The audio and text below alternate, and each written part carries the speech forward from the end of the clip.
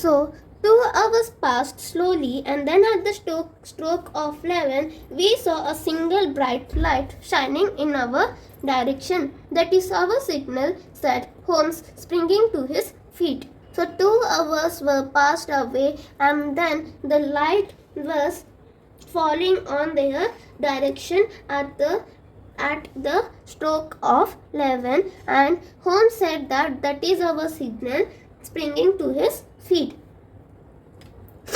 We entered the grounds through the gaps in the old wall. Once we were inside the bedroom, Holmes whispered in my ear, the least sound would be fatal to our plans.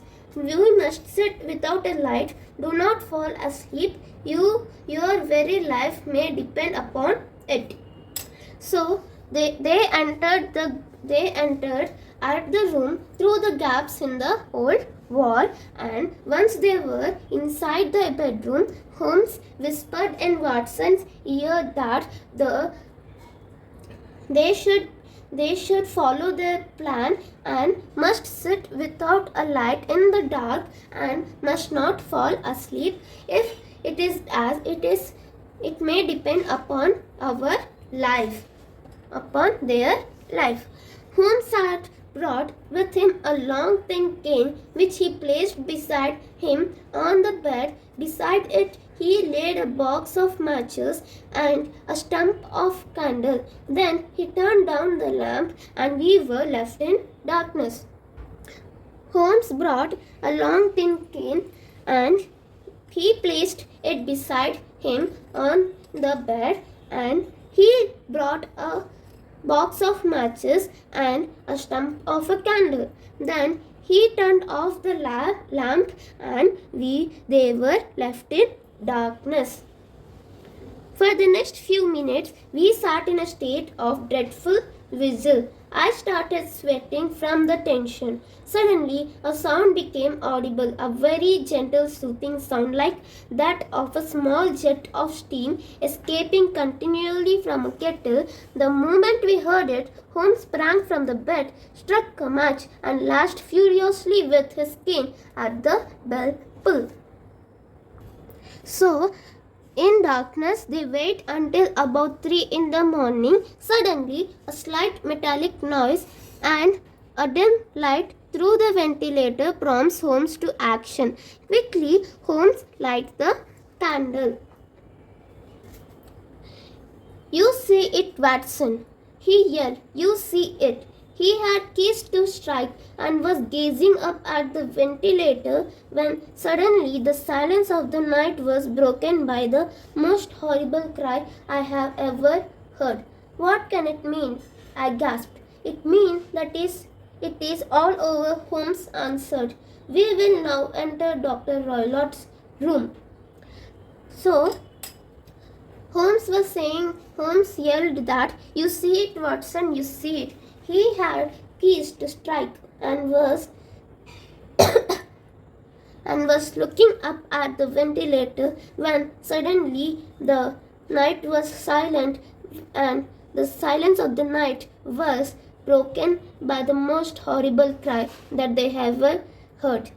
What can it mean? Holmes gasped. It means that it is all over, Holmes. It is all over, answered Holmes. We will now enter Dr. Roylott's room, said Holmes.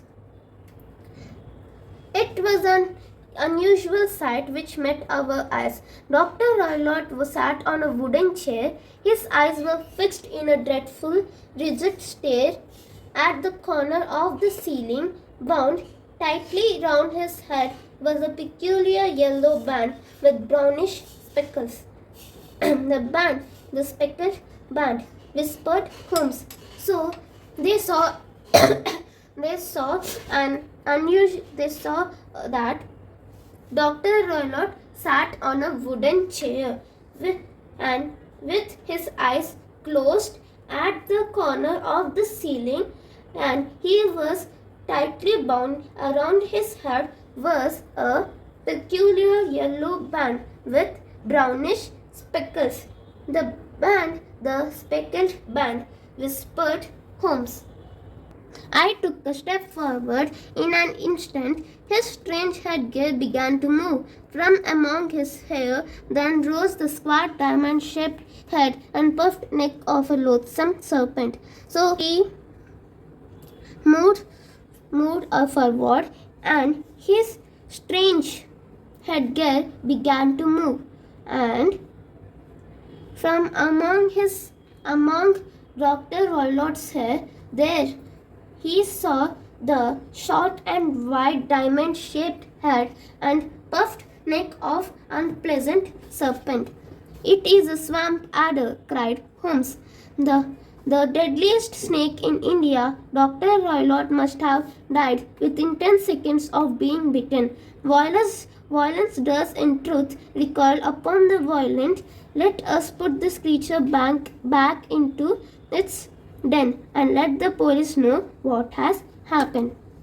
So Holmes says that it is an Indian swamp adder. It is a very deadliest snake in India, and Dr. Roylott must have died in 10 seconds because of its bite and violence.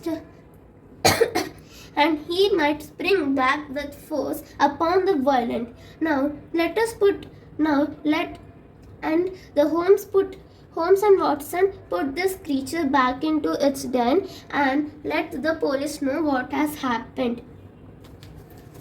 Holmes explained the case to me on our way back. My attention was speedily drawn to the ventilator and to the bell rope which hung down to the bed. The discovery that this was a dummy and that the bed was clamped to the floor and made me suspect that the rope was there as a bridge for something passing through the hole and coming to the bed.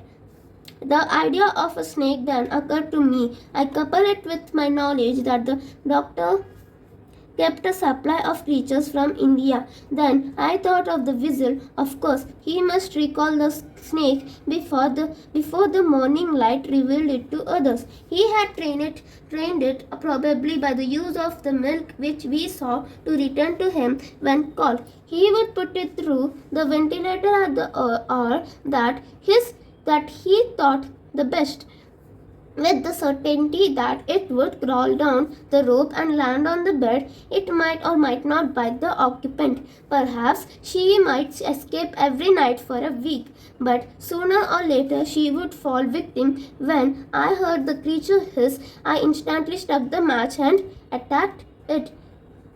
So Holmes explained the whole case which happened to the Helen. So his attention was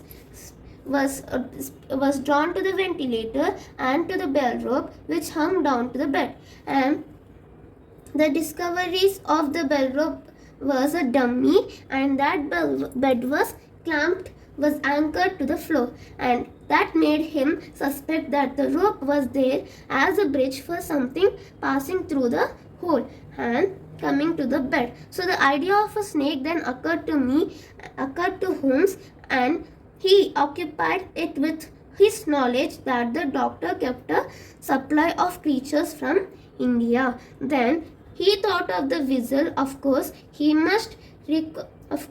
the Dr. Roylott must recall the snake before the morning light revealed it to others. He had trained the snake probably by the use of the milk which they saw under the bed to return to him when called.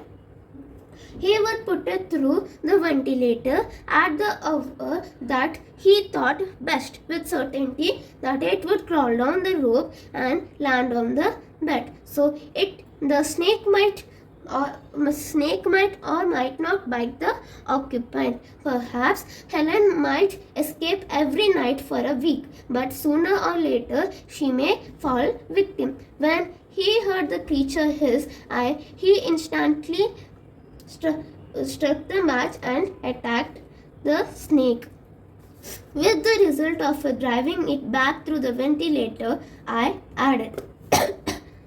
Yes, said Holmes, and also with the result of causing it to turn upon its master on the other side. Some of the blows of my cane came home and roused its snakish temper so that it attacked the first person it saw. In this way, I am no doubt indirectly responsible for Dr. Grimsby Royler's death, but I cannot say that it is likely to weigh very heavily on my conscience. So Holmes says that the Julia was died because of Dr. Grimsby Roylott, and the Dr. Grimsby Roylott tries to kills Julia and tries to kill Helen in the same way. And as usual, Helen's life was saved and the Dr. Grimsby Roylott died. Now, this is the story of the adventure of the Speckled band. Now, let's know about the author. The author of the story is Arthur Conan Doyle. Arthur Conan Doyle was a Scottish writer and physician, most famous for his series of stories featuring the detective Sherlock Holmes. The most popular of these works are the novels The Hound of the Baskervilles, A Study in Scarlet, and The Sign of the Four. He also created a set of fantasy and science fiction adventures around the character of Professor Challenger. Thank you. In the next video, we will write the notes of this chapter. Thank you.